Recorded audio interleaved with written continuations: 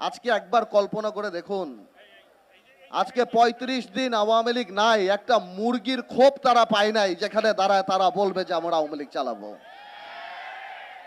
এবার চিন্তা করেন, এটা হার না, এটা পতন, এটা আল্লাহর তরফ থেকে আসছে।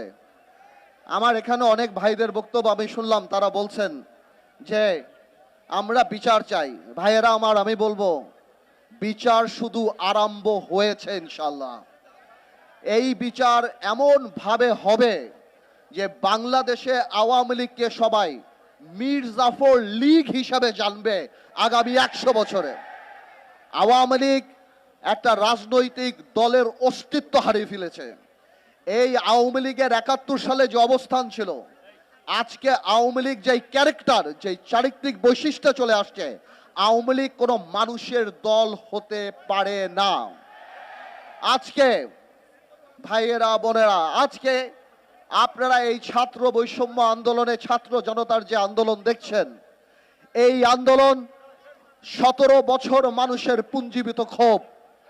এই আন্দোলন এমন এক পিতার আন্দোলন যে লজ্জায় তার পরিবারের সাথে ভাত খেতে বসে নাই, কারণ সে বাজার করতে পারে না।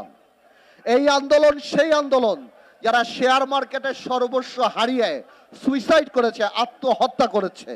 এই আন্দোলন সেই আন্দোলন যখন মানুষ বাজারে যাওয়া বন্ধ করে দিয়েছে, বলতো বাজারে গেলে আমরা লজ্জা পাই।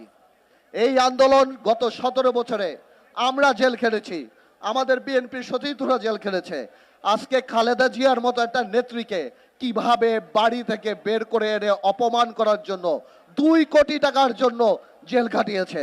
তারেক রহমানের স্ত্রী, তারেক রহমানের পরিবার সহ সবাইকে এই সরকার, গত সরকার, আওয়ামী দুঃশাসনের সরকার দুইটা মাত্র থিওরিতে বিশ্বাস করে, এক হলো শত্রু, এক হলো ষড়যন্ত্র। ওনাদের বিরুদ্ধে কথা বললে আমরা শত্রু, ওনাদের বিরুদ্ধে আলাপ করলে আমরা ষড়যন্ত্র করি।